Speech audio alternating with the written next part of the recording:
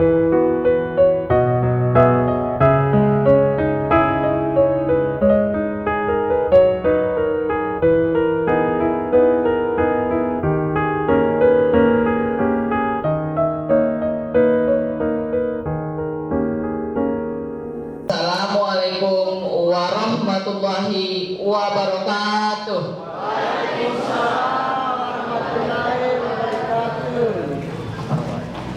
Innal hamdalillah nahmaduhu wa nasta'inuhu wa nastaghfiruhu wa na'udzu billahi min syururi anfusina wa min sayyiati a'malina may yahdihillahu fala mudhillalah wa may yudlil fala hadiyalah. Asyhadu an la ilaha illallah wa asyhadu anna Muhammadan abduhu wa rasuluh, amma ba'd. Puji syukur kita panjatkan kehadirat Allah Subhanahu wa taala yang telah memberikan rahmat serta hidayahnya kepada kita semua sehingga dapat berkumpul di tempat yang mulia ini dengan keadaan sehat walafiat. Tidak lupa pula kita haturkan sholawat serta salam kepada junjungan kita Nabiullah, Nabi besar Muhammad SAW yang telah membawa kita dari zaman kegelapan menuju zaman yang terang benderang seperti saat ini.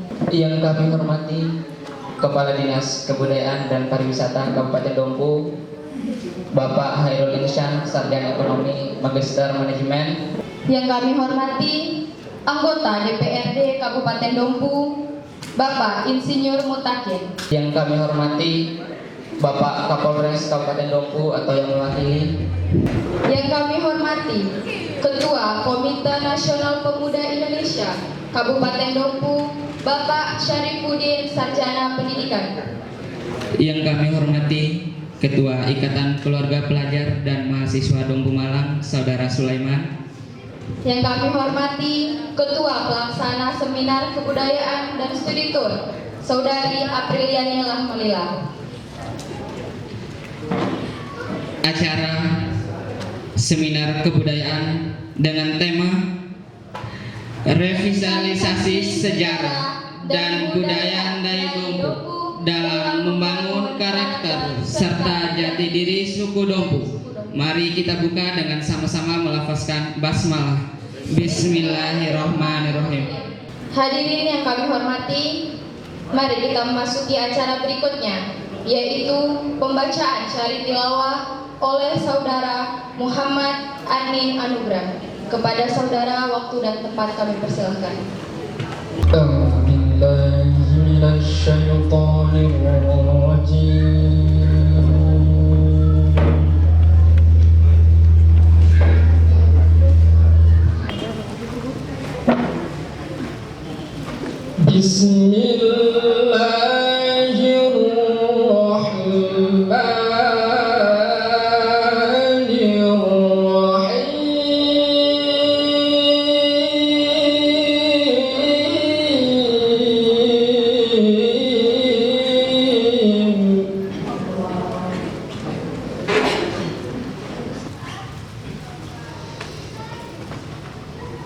Law anzalna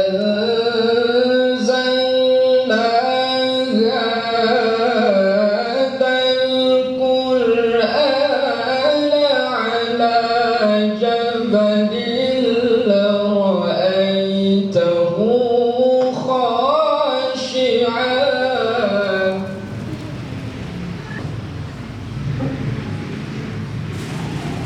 Law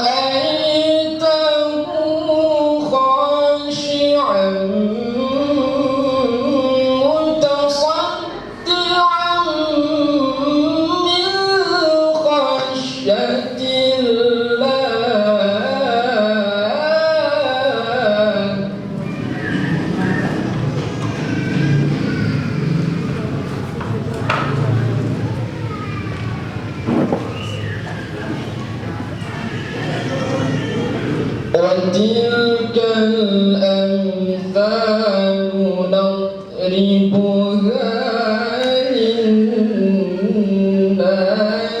لَعَلَّهُمْ يَتَفَكَّرُونَ.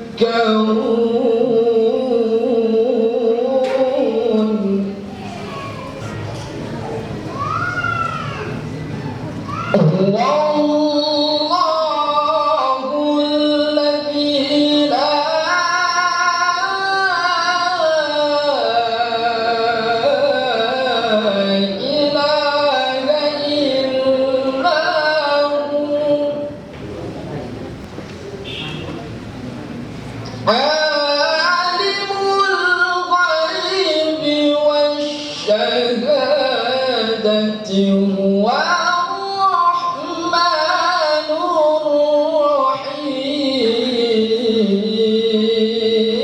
الرحيم عالم الغيب والشهادة هو الرحمن الرحيم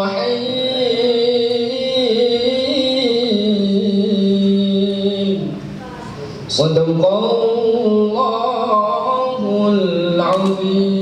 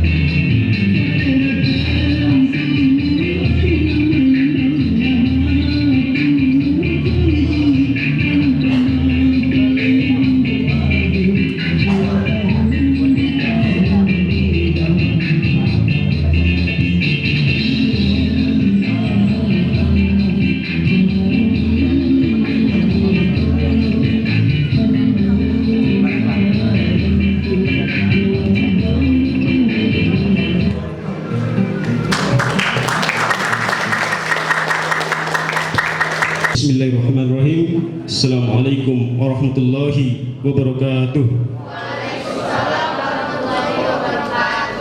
Sarambaramban mair ndaita kawaramina ku serbu kasa madal ku itroh kaso serbu alul kana di rumah Allah tarintara pehe kono dia dewa pahu unisintika mai minan rahmat sanai taraka minaku karunia sabau baede takapoda minaku ade tasimir riwa karintara salawat diru rasul ni pince wiraso ededu Nabi Muhammad sallallahu alaihi wasallam Nabi mal kacumpung wati waradau imrona campan mal bohon kairaan selama purun ba'a karo alwaan wa urmat dewi kone narai zaman ngahira eli karo angge terjamin sampai tahu kan lawan agama Islam agama ma'aman ru'un asar al umat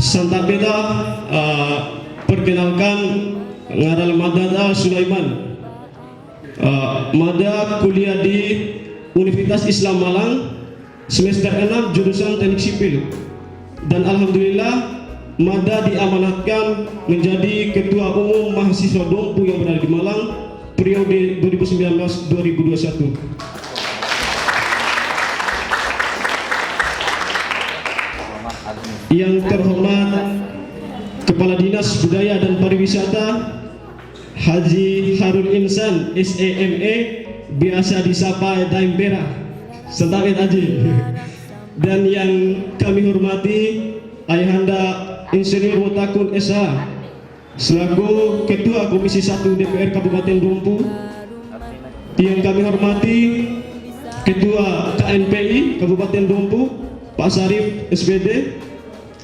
dan yang kami hormati pula para narasumber yang sangat luar biasa pada forum seminar pada hari ini, dan yang saya hormati dan saya banggakan kepada seluruh sesepuh dan pahlawan IKPMD pada masanya Santaben Sore Menan, dan yang saya cintai dan saya banggakan forum pada seminar pagi hari ini dan teman-teman kepanitiaan. Izinkan saya mengawali penyampaian ini. Saya merasa bangga sekaligus merasa bahagia sudah berada di tengah-tengah forum pada pagi hari ini menjelang siang, dan merasa bangga juga bisa berdampingi dengan orang-orang hebat Kabupaten Dompu. Tiada lain tiada bukan kegiatan seminar budaya ini sebagai bentuk momentum kita dalam menggali, mempelajari bahwa nilai-nilai Dompu, bahwa nilai-nilai sejarah dan budaya Dompu itu ada.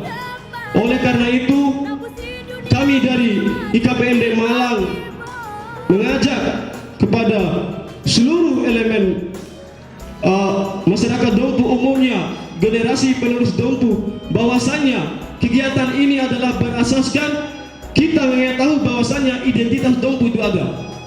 Jangan sampai kita berasumsi bahwa Dompu adalah suku Bojo, akan tetapi pagi hari ini menjelang siang kita akan mengetahui bersama bahwasanya kita adalah suku Dompu, bukan suku Bojo.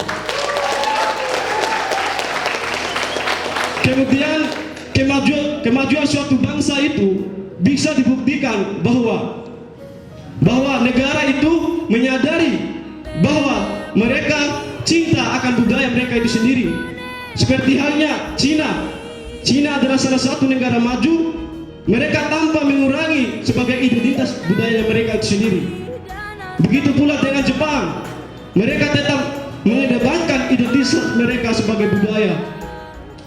Sekali lagi itu harapan saya, karena memang saya pribadi juga sangat-sangat makin mencintai pada kegiatan ini, karena pada dasarnya saya juga belum mengetahui bahwa Dompu mempunyai suku sendiri, karena pada umumnya kami mengetahui bahwa Dompu adalah suku Bojo.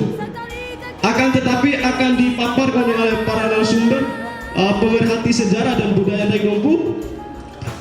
Harapan saya merasa bangga dan bahagia, dan apresiasi saya kepada forum yang sempat hadir pada pagi menjelang siang ini tiada lain tiada bukan kita yang duduk pada hari ini adalah atas dasar kecintaan kita terhadap suku Dompu itu sendiri.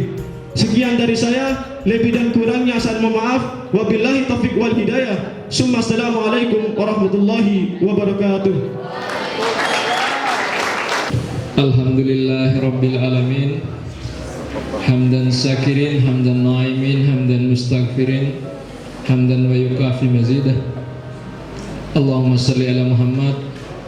Allahumma salli ala Sayyidina Muhammad ibni Abdillah wa azwajihi wa zurriyatihi wa ahli baitihi wa man tabi'ahum bi ihsan ila yaumil qiyamah. Rabbi israh li sadri wa yassir li amri wahlul 'uqdatam min lisani yafqahu qawli. Amin ya rabbal alamin. Yang saya hormati Bapak Bupati Dompu yang diwakili oleh Bapak Hairul Insan, Bapak Kepala Dinas Pariwisata kita. Yang saya hormati Bapak Ketua DPR yang selalu diwakili oleh Bapak Insinyur Mutakun. Beliau adalah tokoh yang luar biasa. Di mana-mana kegiatan pemuda beliau selalu hadir. Yang saya hormati Bapak Kapolres Dompu yang pada pagi hari ini diwakili oleh Wakapolres Bapak Ibu pemateri yang saya hormati dan saya muliakan. Singkatnya, hadirin hadirat yang tidak bisa saya sebutkan satu persatu, selamat datang pada seminar sejarah dan kebudayaan Dompu yang diselenggarakan oleh IKPMD dan KNPI Dompu. Bapak, ibu-ibu yang saya hormati, hadirin hadirat yang saya muliakan dan saya banggakan. Alhamdulillah pagi hari ini saya seperti reuni dengan siswa-siswa saya. Banyak maaf Pak, ini banyak sekali siswa saya dulu ngajar di SMA 1 Pak. Alhamdulillah siswa-siswa saya banyak sekali di sini. Dan ketika saya mengajar ini selalu saya titipkan Pak, bahwa ke kampus jangan hanya terminal, kos, kampus, tetapi juga sedikit sisakan ruang untuk berorganisasi. Alhamdulillah melekat dan sekarang mereka akan siap menjadi orang-orang hebat di Dompu di masa yang akan datang. Amin. Yang kedua, Bapak-bapak, ibu-ibu yang saya hormati, saya dulu pernah menjadi ketua himpunan pelajar mahasiswa Dompu Mataram. Pada masanya kami itu betapa sulitnya kami mengadakan kegiatan Pak. Susah sekali. Anggaran tidak ada, tempat tidak ada, tetapi semangat selalu ada. Alhamdulillah tak ada rotan akar menjadi. Dan ketika saya menjadi ketua KNPI, saya punya tanggung jawab kepada semua teman-teman, apalagi perantauan yang sudah lama jauh. Kalau di sini sudah disediakan oleh pemerintah, ada anggarannya, ada tempatnya, semua strategis disediakan oleh pemerintah. Kenapa tidak kita fasilitasi mereka untuk bisa berkembang? Karena ide pemuda itu sangat luar biasa, visioner. Mereka punya semangat tanpa digaji, mereka mau saja bekerja. Dan itu yang membuat kami KNPI merasa bertanggung jawab. Apalagi ide ini adalah ide yang luar biasa. Kita munculkan kembali identitas kedaerahan kita, bukan untuk memetakan atau memecah belah kelompok-kelompok masyarakat, tetapi untuk belajar bahwa masa lalu kita pernah berjaya. Kenapa tidak di masa depan kita juga kembali harus berjaya.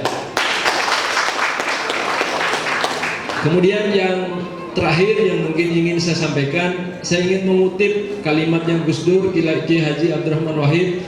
Beliau dulu menyampaikan bahwa kalau orang Amerika itu ke bulan itu dengan Apollo-nya, orang Cina ke bulan dengan tumpukan masyarakatnya yang 4 miliar itu, orang Jepang dengan tumpukan mesin-mesin yang mereka buat. Kalau orang Indonesia bisa ke bulan itu dengan tumpukan hasil seminar, hasil simposium, hasil workshop, dan itu tidak pernah terimplementasi. Oleh karena itu, lewat kesempatan ini, pemerintah, terutama kita anak-anak muda ini harus menggerakkan yang paling sederhana. Ke depan di Dompu harus kita mulai. Ini pakaian dinas pegawai-pegawai itu tidak ada tenunan-tenunan kita. Hari Senin pakaian keki putih hitam, baju religius, tanda simbol-simbol keagamaan, simbol-simbol kebudayaan itu tidak ada. Bagaimana kita ke depan, kita implementasikan seminar ini, kita wujudkan, kita sampaikan kepada pemerintah agar tenunan-tenunan Dompu harus mulai kita pakai, harus kita mulai banggakan budaya ini. Nah, kemudian yang paling penting juga bahwa setiap tahun, setiap tanggal 11 April ulang tahun Kabupaten Dompu yang mungkin sedang digugat oleh pemerhati budaya sekarang, setiap tahun itu selalu kita adakan pawai rimpu, pawai-pawai tradisi. Tetapi anehnya kita, rimpu, kain tenunan-tenunan itu tidak kita beli dari daerah kita sendiri. Itu harus kita beli jauh-jauh ke tempat lain. Bagaimana kalau ke depan SMK, BLK, pemerintah harus sediakan dan sisipkan muatan lokal itu cara kepada anak-anak muda ini untuk membuat tenunan-tenunan daerah itu. Supaya apa? Ekonomi kita berkembang, kebanggaan kita akan tradisi dan budaya daerah itu semakin kita munculkan.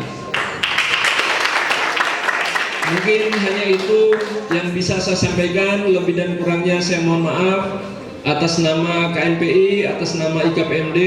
Kekurangan-kekurangan pada acara kami pada pagi hari ini mohon dimaklumi. Sekian dan terima kasih. Wallahumma fiqh ila qomitorik. Wassalamualaikum warahmatullahi wabarakatuh. A'udzubillahi minasyaitonirrajim. Bismillahirrahmanirrahim. Assalamualaikum warahmatullahi wabarakatuh. Waalaikumsalam warahmatullahi wabarakatuh. Alhamdulillah wa syukurillah. Ya, pertama dan utama saya mengajak kita semua untuk terus mengajarkan puja dan puji syukur kehadirat Allah Subhanahu wa taala.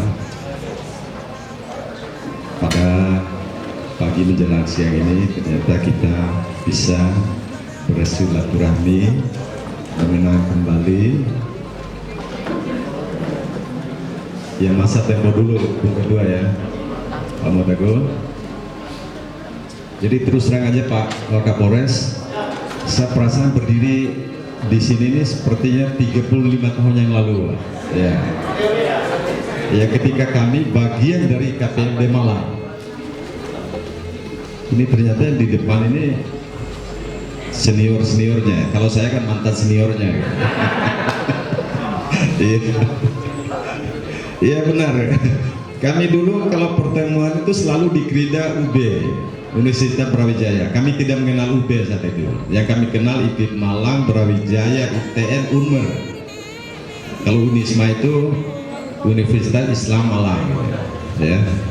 Unisma itu ternyata banyak orang Dompu, tokoh-tokoh Dompu alumni di sana, Dedau, termasuk Haji Yakub MT, Haji Israel, itu alumni Unisma itu, ya. Saya kadang-kadang kehilangan juga apa yang harus saya bicarakan ini. Tapi saya mau perlurus dulu Pak Ketua KNPI, Bung Ketua, saya hadir di tengah sini bukan mewakili Bapak Bupati. Kalau istilah mewakili tentu saya ada perintah, ya. Ya betul, saya mohon maaf. Ya jangan sampai salah. Kok kalau dinas pariwisata kok ceroboh gitu. Ini saya harus luruskan ini supaya tidak salah. Karena waktu saat ini banyak hal yang tidak tepat, ya. Jadi kami menurut kacamata di luar ini adalah selaku pejabat tentu harus berdasarkan perintah. Saya betul-betul murni dihadir karena diundang oleh KPMD, hadir selaku Kadis Pariwisata dan selaku alumni bagian dari KPMD. Ya Bung Redo ya.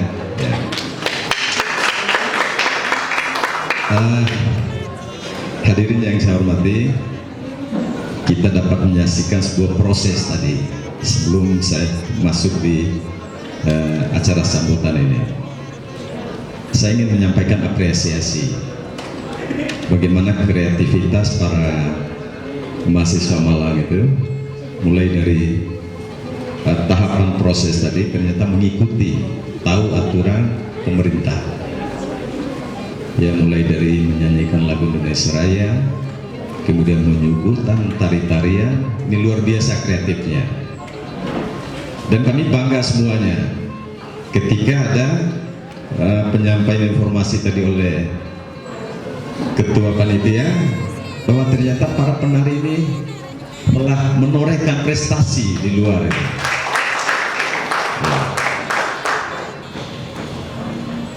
Generasi-generasi seperti ini yang dibutuhkan ke depan. Tidak saja kebanggaan untuk dirinya, kebanggaan kami selaku orang tua, selaku senior yang ada di Dompu ketika mendengar informasi yang sangat positif itu.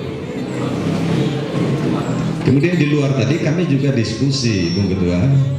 Ternyata kita harus memberikan jempol pada Ketua IKPMD sekarang. Ternyata mampu memanage anggotanya, pengurus dan seluruh mahasiswa yang ada di Malang yang masih aktif. Ya, you are the best, Mr. Sulaiman. Ya, tentu Bung Sulaiman tidak mampu bekerja sendiri. Seluruh yang terlibat di dalam harus bisa memberikan support. Organisasi lahir ya tentu karena seseorang tidak mampu melaksanakan tugas dengan sendiri. Makanya didefinisikanlah sebuah organisasi itu adalah kerjasama dua orang atau lebih untuk mencapai tujuan yang sama. Sehingga dalam organisasi itu sedikit di luar sambutan nih Pak Kapolres, ya tentu saya ini ada Bung Didi Samsudin, ini mau berdiri Bung Master Didi Samsudin, ini para pegiat budaya yang luar biasa nih, mohon berdiri dulu ya. Ini hadap sana dong, ya. Nggak berdiri sekali lagi, coba hadap sana. Ya. Banyak yang hadir di tengah kita, yang saya yakin semua yang peduli. Kalau di kacamata saya selaku orang pariwisata yang hadir ini orang yang sangat tepat semua. Ya ini sekedar untuk merefresh, untuk ya bisa kita bilang adik kita, Bung Sari bisa kita sebut anak kita, ya Dedew ya. Ya. Jadi itu ya. Sebagaimana katanya Bung Ketua, satu garis yang saya garis bawah ini ya. Jangan jadi mahasiswa hanya mengenal dari kos sampai kampus lantas balik lagi ke kos. Di mana bumi kita injak, disitulah langit kita junjung. Artinya kita adopsi budaya dan tradisi yang sana yang positif yang bisa kita adopsi. Sampai hari ini saya meyakini bahwa tradisi di Jawa itu masih sangat terpelihara kesantunannya. Itu yang saya masih dalam catatan saya sampai hari ini. Artinya kita dari inisiatif mahasiswa IKPMD ini, inisiatif untuk melaksanakan sebuah seminar yang sangat luar biasa. Judul dan esensi mereka, penggalian mereka tentang budaya Dompu ini luar biasa. Kalaupun saya mewakili pemerintah membahasakan, ini kita memberikan apresiasi dan penghargaan pada seluruh mahasiswa IKPMD Malang. Apalagi menggali nilai-nilai budaya. Satu catatan, ketika kebudayaan tidak bisa terpelihara, jangan berharap peradaban akan tumbuh dengan sempurna. Ini yang perlu jadi catatan. Sekali lagi, ketika budaya ini tidak bisa terpelihara, maka jangan harap peradaban akan tumbuh dengan sempurna. Sekarang saya juga selaku orang yang diberikan amanah untuk kebudayaan dan pariwisata di Dompu Pak Waka, ya, saya menyadari masih sangat kecil, minim memberikan kontribusi untuk dua sektor ini. Ya tentu kami juga selaku orang pemerintah untuk sebuah SKPD memang tidak bisa single fighter untuk menjawab seluruh agenda-agenda permasalahan kebudayaan dan pariwisata yang hingga hari ini. Tapi saya bangga juga banyak sekali rekan-rekan para stakeholder ya yang peduli dengan tugas saya di kebudayaan dan pariwisata. Mereka memberikan atensi dan support kepada kami sehingga kami juga bisa membangun kolaborasi, bisa membangun kerjasama. Tapi saya terus meminta maaf kepada kawan-kawan mitra kami karena tidak bisa maksimal sama memfasilitasi apa yang menjadi saran dan karya-karya mereka tidak bisa belum mampu saya memenuhi seluruh harapan-harapan itu. Tapi saya tetap berharap bahwa mereka memberikan dukungan, support bagaimana kita melestarikan, mengembalikan budaya yang pernah ada dan pernah hilang di Dompu ini. Ya. Kemarin dari Lembaga Sekakadana Dompu, sebagaimana disampaikan Bung Ketua Bung Sari tadi, kita telah hearing. Alhamdulillah hadirnya Bapak Mutakun selaku Ketua Komisi 1, beliau juga sangat memberikan respect pada kami terkait dengan, kalau istilah Bung Karno itu, Indonesia menggugat barangkali saat itu ya. Ya, ini Bung Redo Iradat menggugat gitu. Kalau judulnya kemarin Pak Mutakun ya. Ya. Jadi saya sekali lagi terima kasih kepada seluruh pengurus dan seluruh anggota IKPMD Malang yang telah menginisiasi urusan ini.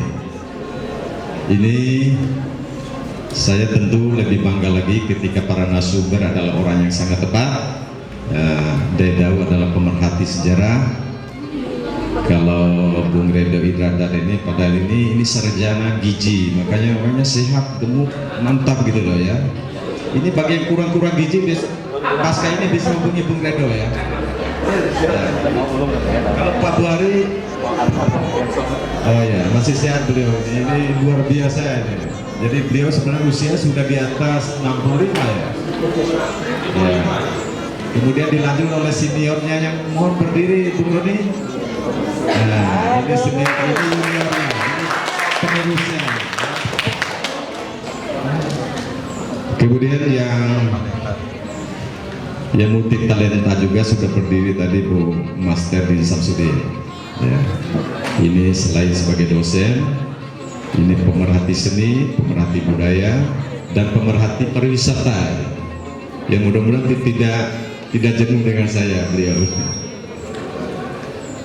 Kemudian secara khusus saya menyampaikan terima kasih Bapak Wakapolres telah memberikan waktu untuk hadir menghargai undangan adik-adik kita ini, dan lebih khusus lagi pada saudara saya Ketua Komisi 1 Pak Mutakun yang tidak pernah jenuh. Pak Mutakun ini selalu memasang CCTV-nya setiap keluar, tidak saja pada kelompoknya sendiri, tanpa memandang kelompok mana Pak Mutakun kita harus memberikan apresiasi. Saya mohon kasih aplaus kepada Pak Mutakun. Ya. Ini bukan sekedar lip service memuji yang kosong, tidak. Ini bukan hoax, tapi kenyataan memang. Ya, tidak. Insya Allah di mana-mana ada permasalahan masyarakat, di situ Pak Mutakun selalu ada di tengah mereka. Terima kasih Pak Mutakun. Ya, sekali lagi terima kasih kepada para narasumber ya, dan mohon pada seluruh yang hadir untuk secara serius kita memberikan tanggapan balik. Kira-kira dari sejarah yang ada atau ada bukti-bukti lain, misalnya berbicaralah yang lumpuh, silakanlah. Yang tidak bisa dirubah itu bukan hanyalah kitab suci. Kalau sekedar perda, undang-undang itu semua bisa dirubah. Ya.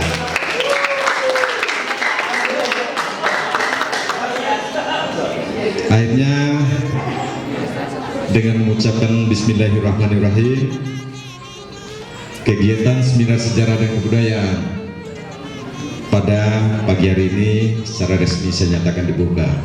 Mudah-mudahan Allah Subhanahu Wa Taala meridhoi segala upaya kita pada hari ini. Terima kasih. Assalamualaikum warahmatullahi wabarakatuh. Oke, selamat pagi semuanya. Perkenalkan, nama saya Miftah Anam Nabila. Saya mahasiswa Ilmu Hubungan Internasional Universitas Muhammadiyah Malang. Hari ini kita akan mengadakan seminar pendidikan. Seminar pendidikan yang berbasis tentang kebudayaan dan bagaimana cara kita memperkenalkan budaya yang yang sejati, budaya yang absolut, kemudian budaya yang telah menjadikan kita sebagai mahasiswa Dompu yang mengenal kita sebagai suku Dompu yang absolut sejati dan sangat luar biasa ini. Oke, saya harapkan kepada semua hadirin tolong memberikan aplaus kepada kita semua sebagai suku Dompu.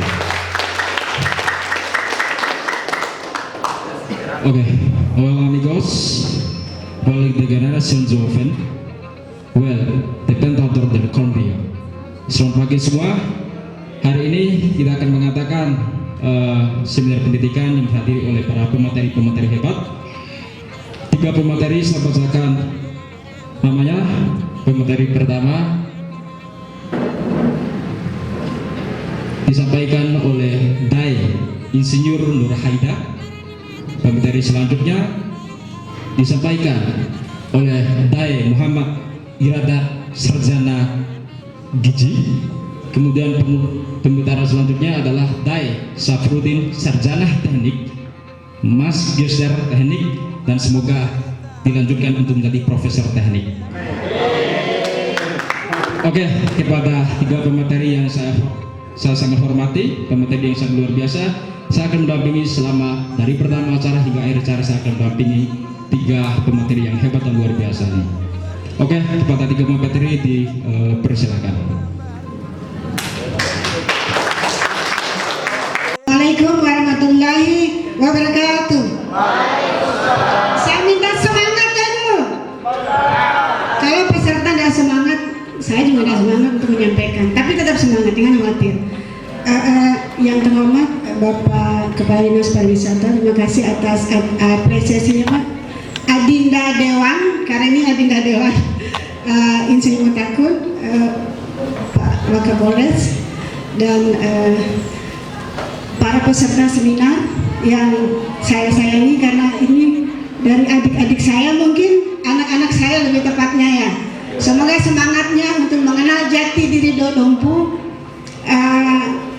ada pada diri kalian. Tadi profil saya sudah. Profil saya karena itu ada kaitannya dengan sejarah. Jadi bagian saya ini berbicara masalah sejarah dan kebudayaan.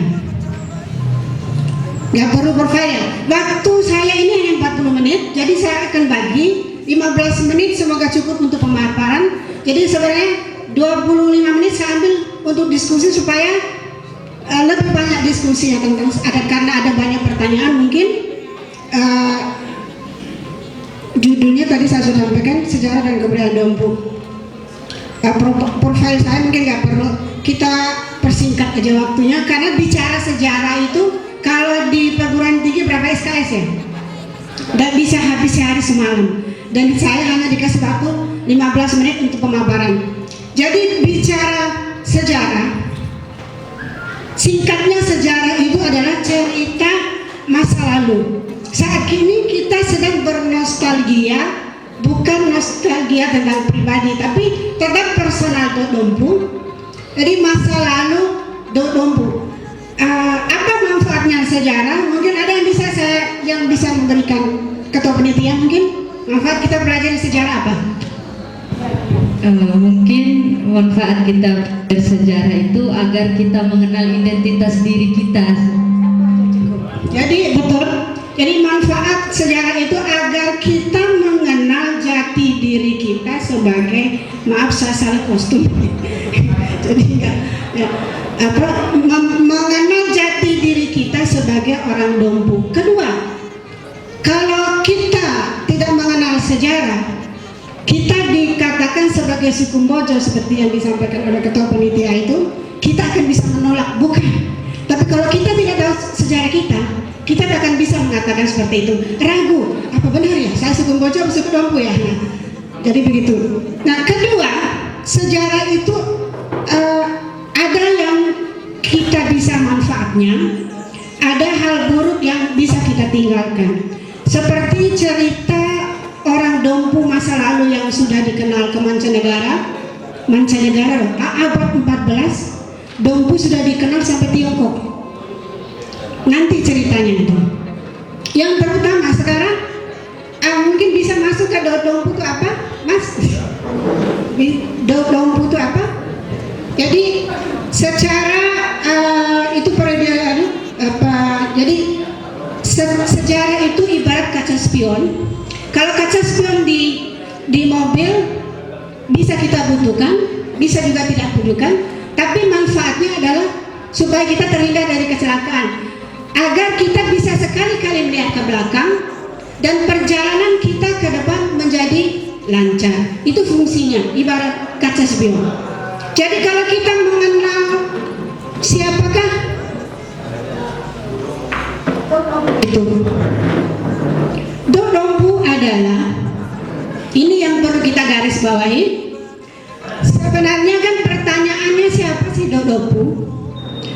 Dok Dompu itu adalah masyarakat pendukung kerajaan Dompu. Lalu Dombojo, ya masyarakat pendukung kerajaan Bima. Kalau ada pertanyaan, apa sih bedanya Dok Dompu dan Dombojo? Kita bisa menjawabnya sesingkat itu, simpel aja. Dan itu ada di buku teori. Saya berada di depan ini bukan karena saya lebih tahu dari adik-adik atau rekan-rekan seperjuangan, tapi saya lebih sering membaca buku aja, buku sejarah. Kebetulan saya memiliki warisan naskah sejarah sekitar kerajaan Dompu yang insya Allah bulan akhir Juli ini atau bulan Agustus akan terbit. Itu akan kita akan lebih tahu siapa sebenarnya Dok Dompu. Nah, wilayahnya di mana Dok Dompu itu? Kalau kita merujuk pada referensi, secara referensi yang sudah ditulis dalam buku Gajah Mada Biografi Politik karangan Profesor Agus Arif Munandar yang pernah menyampaikan seminarnya di Bima untuk meluruskan sejarah, untuk menelusuri perjalanan Sang Bima, tapi juga setelah itu mohon maaf dibully habis-habiskan karena kesimpulan beliau tidak sesuai dengan yang mengundang. Mau tahu kesimpulannya nanti. Jadi Dok Dompu itu adalah bukan Dombojo itu. Jadi secara istilah, ini dari awal saya sudah jelaskan. Secara istilah, bahasa Indonesia orang Dompu, dalam bahasa daerah kan Dok Dompu. Orang Bima, bahasa daerahnya Dombojo. Secara istilah aja sudah berbeda, istilah bahasa. Secara wilayah politis, tadi saya sudah sempat sebagai masyarakat pendukung kerajaan Dompu dan masyarakat penduduk kerajaan Bima. Secara wilayah geografis, di situ perbedaannya. Ada 3 ya. Ini yang ketiga adalah penduduk. Jadi pemetaan wilayah Pulau Sumbawa era kolonial, kerajaan Dompu dan Bima itu adalah wilayah Pulau Sumbawa bagian timur. Jadi di Pulau Sumbawa bagian timur itu ada 2 kerajaan, kerajaan Dompu dan kerajaan Bima. Kerajaan Dompu berada di bagian timur, bagian barat di Pulau Sumbawa bagian timur, yang dalam bahasa daerah kita mengenalnya, kalau orang Bima menyebut Ta'awa, sebelah timur. Jadi Awa itu bukan artinya bawah, entah bagaimana nilai filosofisnya kenapa sebelah timur berubah menjadi Ta'awa, sebelah barat berubah menjadi Ta'awa. Dan Dombojo adalah masyarakat wilayah kerajaan Bima yang wilayah geografisnya berada di sebelah timur Pulau Sumbawa bagian timur. Kalau dalam bahasa kita sampai sekarang pun kita masih membahasakan Lao Ese Bojo. Jadi orang-orang yang tinggal Ese Bojo itu sampai saat ini masyarakat secara memorial masih menyebut Dou Bojo. Kalau berada Dou Bojo di Dompu, itu berarti judulnya Dou Bojo yang tinggal atau menetap, ini sejarahnya ada di Dompu. Bukan berarti Dok Dompu juga itu orang Potu Magenda itu akan keberatan kalau disebut dari Bojo. Kalau orang Simpasai Monta yang berasal dari Bojo tidak akan masalah menyebut mereka orang Dompu ini ada Ndai Bojo. Jadi sejarahnya juga ada. Kenapa ada orang Bojo di Dompu? Masuk ke prasejarahnya. Jadi Sejarah pada umumnya ada masa prasejarah. Mudah-mudahan kalau saya melewati 15 menit ditegur ya. Jadi kita memasuki lebih sering, lebih bagus memasuki tanya jawab. Jadi wilayah Dompu, sejarah pada umumnya ada prasejarah dan sejarah. Secara arkeolog, kenapa saya bilang secara arkeolog?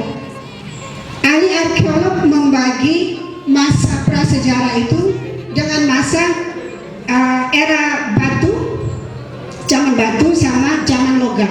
Kenapa saya ambil era pendapat arkeolog? Karena hasil penelitian masa prasejarah yang terjadi yang dilewati oleh orang Dompu itu atas hasil riset berkali-kali. Risetnya itu sudah sampai 17 kali ya kalau tidak salah, 17 atau 18 kali.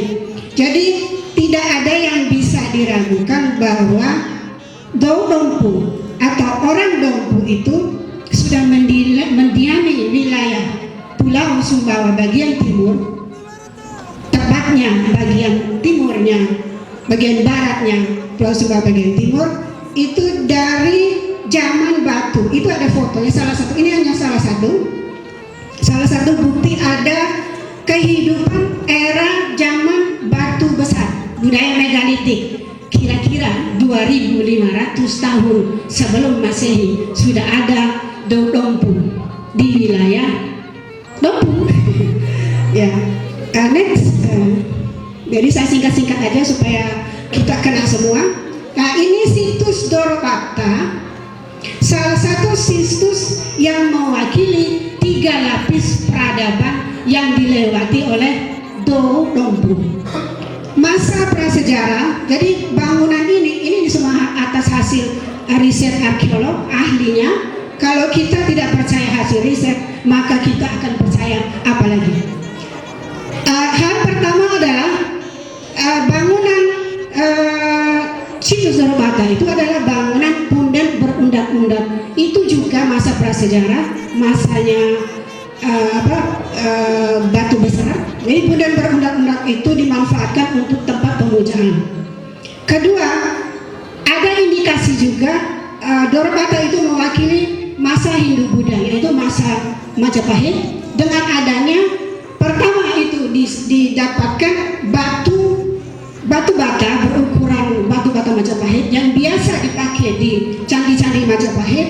Nah, ekskavasi terakhir yang kami tim Dompu juga diikutkan setelah sekian kali ekskavasi. Jadi ekskavasi tahun 2019 Master ya, kami dari Dompu diikutkan dalam tim itu untuk bisa untuk bisa menyaksikan dan untuk juga bisa memberikan landasan teorinya yang sesuai dengan sejarah Dompu yang ada. Jadi kami temukan satu tambahan lagi, yaitu pecahan gerabah yang biasa dipergunakan era Majapahit. Entah itu belum bisa disimpulkan, entah itu buatan lokal atau orang Majapahit yang membawa ke sini. Dan gerabah-gerabah itu juga ditemukan di wilayah Mbuju ya. Di wilayah Mbuju itu dalam bentuk utuh. Jadi ada masyarakat yang menggali pembuangan septic tank ya. Itu ditemukan beberapa keramik yang setipe dengan keramik yang biasa dipakai pada saat Majapahit. Keramik itu berbeda dari, bukan keramik, mohon maaf, gerabah, roa seperti kalau kita roa tune. Kalau produksi lokal itu dalam teksturnya itu kasar, tapi kalau yang ini yang kami temukan di situs Dorobakta itu teksturnya tipis dan tebal. Itu tidak akan tembus air. Yang ketiga, di situs itu juga dari hasil penggalian ditemukan makam Islam di atas situs Dorobakta. Artinya situs Dorobakta juga dimanfaatkan pada saat ketika Islam sudah masuk. Hal lain yang diwakili oleh yang menunjukkan peradaban prasejarah adalah adanya sumur yang menurut kepercayaan lama itu bisa mengeluarkan air itu digunakan untuk menyembuhkan berbagai penyakit. Nah, ini adalah mewakili kepercayaan masyarakat pada saat prasejarah, yaitu animis dan dinamis. lumayan lengkap situs webnya. Jadi itu hal yang sebagai bukti bahwa Dompu sudah melewati masa prasejarah. Next. Nah, ini di masa sejarah. Mohon maaf saya singkat-singkat aja, lebih banyak kita akan bertanya-tanya mungkin. Ini masa sejarahnya, memasuki masa sejarah. Dalam catatan yang ada, catatan yang paling tua yang kita bisa dapatkan bahwa Dompu ini sudah eksis sebagai sebuah kerajaan dan dikenal baik oleh di luar Pulau Sumbawa, di Jawa maupun oleh negara Tiongkok ya waktu itu ya, mancanegara, yaitu adanya peristiwa penting yang dimuat dalam kitab naskah kuno sejarah Indonesia. Kitab naskah kuno sejarah Indonesia yaitu Pararaton dan Negara Ketagama. Dompu itu tercantum, yang luar biasa itu adalah Dompu tercantum dalam Sumpah Palapa yang kita tahu, yang kita pelajari dari mungkin kalau yang sudah melewati sekolah pasti tahu namanya Sumpah Palapa. Jadi Dompu yang tertulis Dompu itu tercantum dalam sebagai 10 negara kerajaan yang tercantum dalam agenda politik Gajah Mada dalam rangka menyatukan Nusantara. Apa itu tidak luar biasa? Saya tertarik, saya insinyur peternakan loh. Insinyur peternakan sudah saya tinggalkan. Saya tertarik sama sejarah karena saya mengenal Dompu itu kan ada sudah dalam bukan itu sesuatu yang luar biasa ya. Jadi sumpah itu diucapkan tahun 1331. Jadi di abad 14 Dompu itu sudah sebuah negara yang diperhitungkan untuk ditaklukkan, untuk menjadi penentu bersatunya Nusantara di bawah bendera Majapahit. Ekspedisi menurut cerita tutur, karena cerita tutur juga sebagai sumber sejarah, ekspedisi itu dilakukan 2 kali. Mungkin Majapahit akan mencatat hal yang tidak menyenangkan buat mereka. Kalau menurut cerita tutur masyarakat Hu, ekspedisi itu terjadi 2 kali tahun 1340 bersamaan dengan ekspedisi ke Bali. Laskar Majapahit itu tidak bisa mengalahkan kerajaan Dompu, laskar kerajaan Dompu. Nah, mereka ini bekas laskar itu tidak pulang kembali ke Jawa menurut cerita itu. Jadi mereka membentuk mungkin di kecamatan Hu itu ada Daha, ada istilah Telaga Sima, ada juga Kuta, yang mungkin itu bisa jadi ya. Itu adalah bekas pemukiman orang-orang Majapahit yang ketika ekspedisi kedua, ketika Bali sudah bisa ditaklukkan, penyerangan kedua itu dibantu oleh Lombok dan Bali. Jadi yang tercatat dalam Pararaton adalah 1357 yaitu Padompo. Nah, ini pun laskar kerajaan Dompu tidak sanggup disahkan. Jadi kalau melihat catatan taktik perangnya Gajah Mada, begitu tidak bisa dikalahkan. Di Bali pun menangnya dengan taktik, itu diusulkan untuk mengadakan duel antara panglima yang diakhiri dengan kekalahan panglima kerajaan Dompu, sehingga dengan demikian Dompu menjadi mengakui kedaulatan Majapahit sejak tahun 1357. Mungkin bisa dilanjutkan. Nah, kita loncat ke masa kesultanan. Setelah kerajaan masuk ke masa kesultanan, jadi Islam diperkirakan Dompu diperkirakan sudah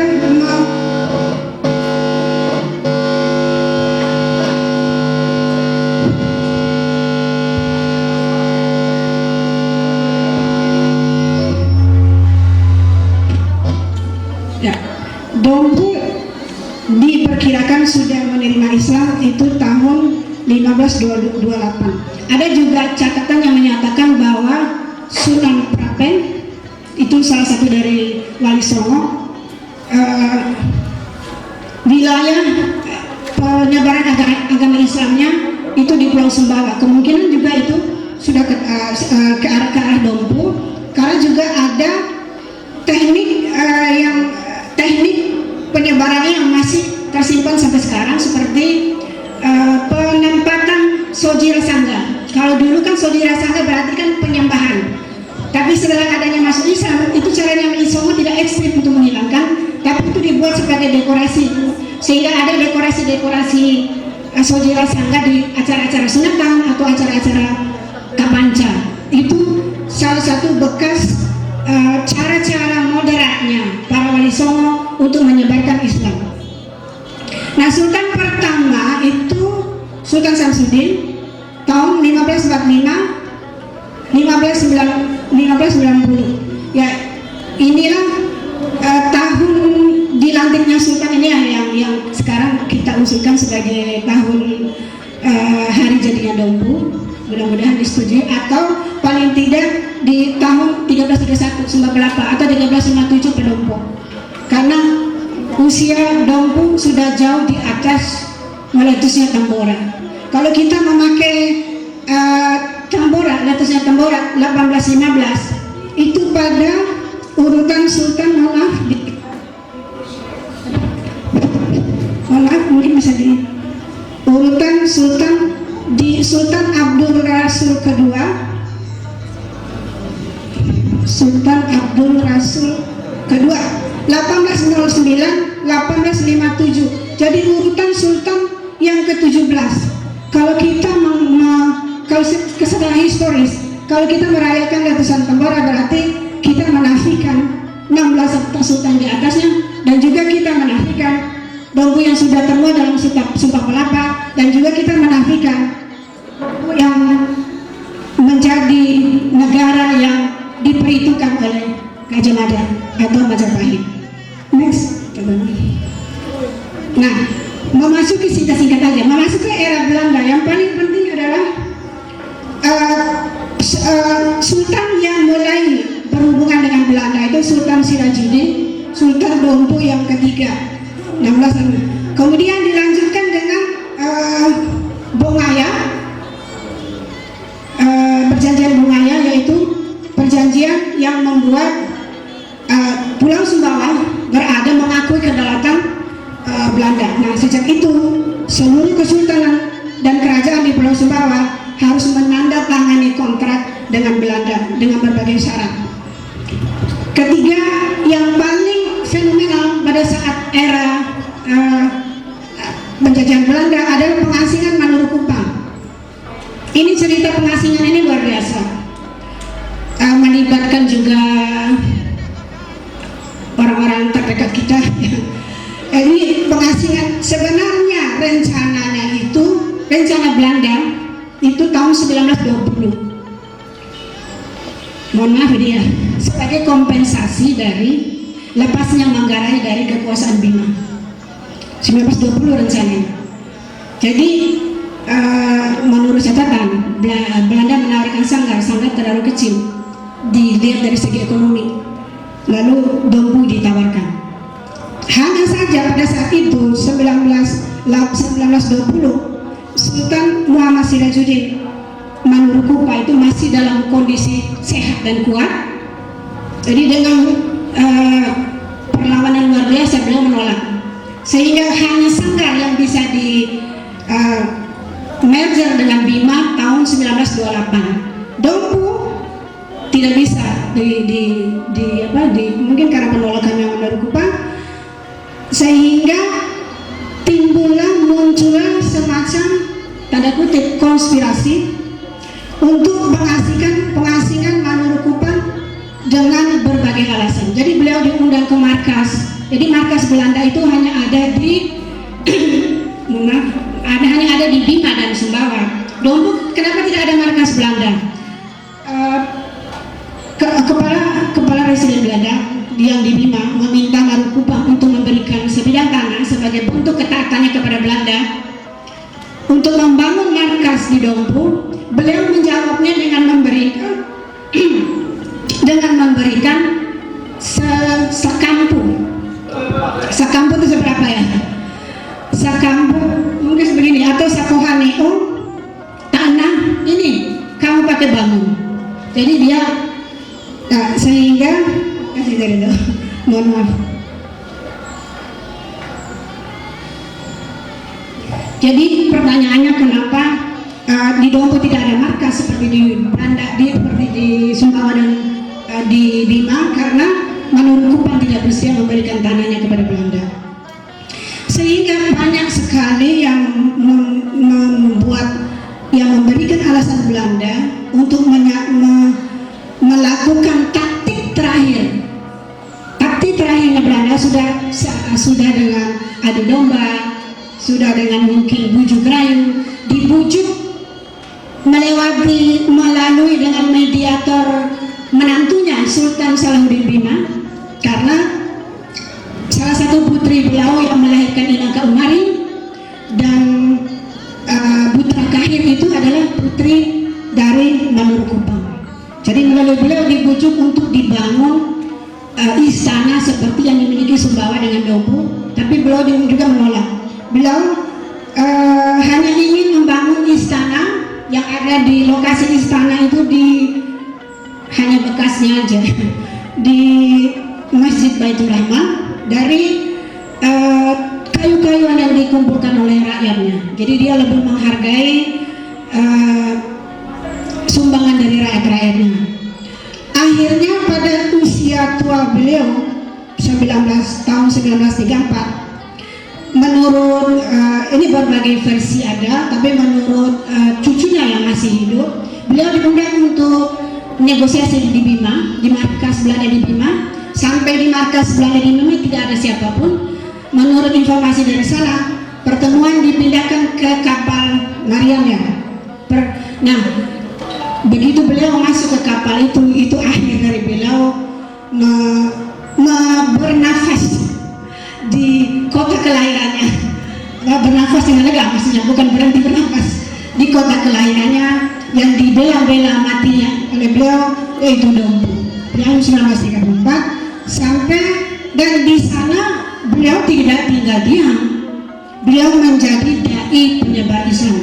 Jadi konon beliau yang mengislamkan di warga Air Mata di Kupang, sehingga pada saat pengambilan kembali jasad beliau tahun 2003 itu masyarakat di sana itu menangis. Masyarakat Air Mata meneteskan air mata, dan di sana makam beliau tuh sampai sekarang dikeramatkan dibanding makam beliau setelah dipindahkan ke sini. Tolong next. Jadi kita meloncat ke masa Jepang. Ini masa Jepang juga masa yang ekstrim, buat yang menyakitkan juga buat kerajaan Dompu. Jadi tahun 1942 Belanda menyerah tanpa syarat, digantikan oleh kedatangan Jepang tahun 1942. Seminggu dia mendarat di Bima. Konon karena gagal merger tadi yang di agenda politiknya Belanda untuk menyatukan sebagai kompensasi dari Manggarai, lepasnya Manggarai dari Bima, bisik-bisik tetangga untuk memerger Dompu dengan Bima, dan agendanya berhasil. Pada tanggal 01 Juni, seminggu dari pendaratan Jepang, Dompu digabung dengan Bima hanya menjadi satu kecamatan, Kejenilian. Zaman dulu Kejenilian Dompu dengan Kempo ya, jadi dua Kejenilian. Kalau tidak, atas perjuangan salah satunya adalah Sultan terakhir Muhammad Sirajuddin, kita sampai sekarang hanya menjadi sebuah kecamatan. Tapi pada saat Jepang menyerah dengan tanpa syarat, kembali lagi dengan penjajahan Belanda sementara, sehingga terbentuk NIP. Pemuda-pemuda Dompu menggugat dan berjuang untuk lepas untuk memperoleh hak otonomnya. Salah satunya adalah almarhum B. Ahmad, itu buyutnya dari Uni Dinda. B. Ahmad waktu itu beliau menjadi kalau tidak salah seorang ratu menteri di kerajaan Kesultanan Dompu. Jadi akhirnya Belanda memberikan hak otonom lagi kepada, sehingga kembali lagi kedaulatan Kesultanan Dompu pada tanggal pelantikan Sultan Dompu tanggal 14 September tahun 1947. Jadi atas perjuangan beliau-beliau lah kita kalau masih bergabung dengan Bima, maka Dompu sampai sekarang akan menjadi wilayah politis kerajaan Bima. Maka ungkapan Dombojo sebagai warga politis Bima itu betul, karena istilah Dombojo itu bermacam-macam artinya. Bisa sebagai sebuah etnis, bisa sebagai sebuah warga masyarakat wilayah politis. Jadi untunglah kita berjuang untuk menjadi kesultanan, sehingga kita tetap bisa menyebut diri kita sebagai Dompu. Next, kita mungkin mulai masuk dengan kebudayaan. Ya, kebudayaan ini terakhir, mudah-mudahan sudah lewat waktu saya belum ya, dan saya bisa menyampaikan kebudayaan. Jadi kebudayaan adalah semua produk hasil pemikiran manusia untuk memenuhi kebutuhannya.